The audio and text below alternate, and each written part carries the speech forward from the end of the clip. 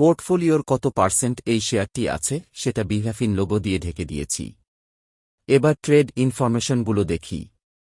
দেখা যাচ্ছে গড় ক্রয়মূল্য ৫৫ টাকা ৩৮ পয়সা এবং বর্তমান বাজার মূল্য ৫৭ টাকা ৭০ পয়সা।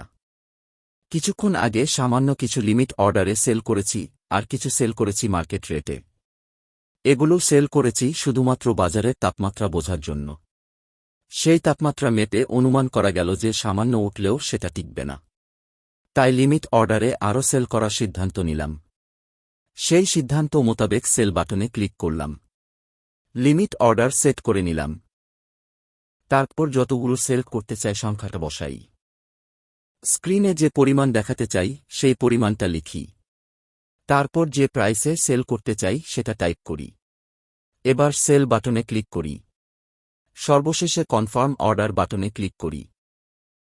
অর্ডার বসে গেল। পোর্টফোলিওর অর্ডার লিস্টে গিয়ে দেখি আগের বসানো ৩০টি এবং ১০০টি সেল হয়েছে। এছাড়া ৭০টি সেল করা হয়েছে মার্কেট অর্ডারে, মানে ডাইরেক্ট। এখানে ক্লিক করলেই ডিটেইলস দেখা যাবে।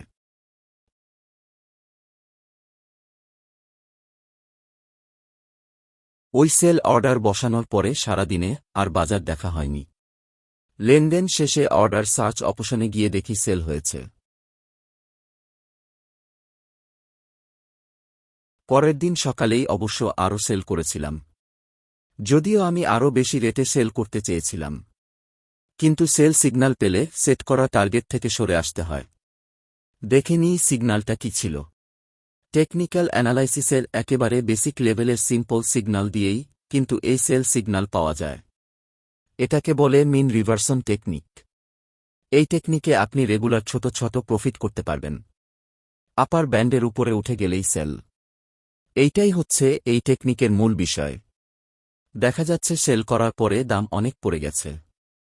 এই টেকনিক সম্পর্কে বিস্তারিত জানতে যোগাযোগ করতে পারেন। ধন্যবাদ।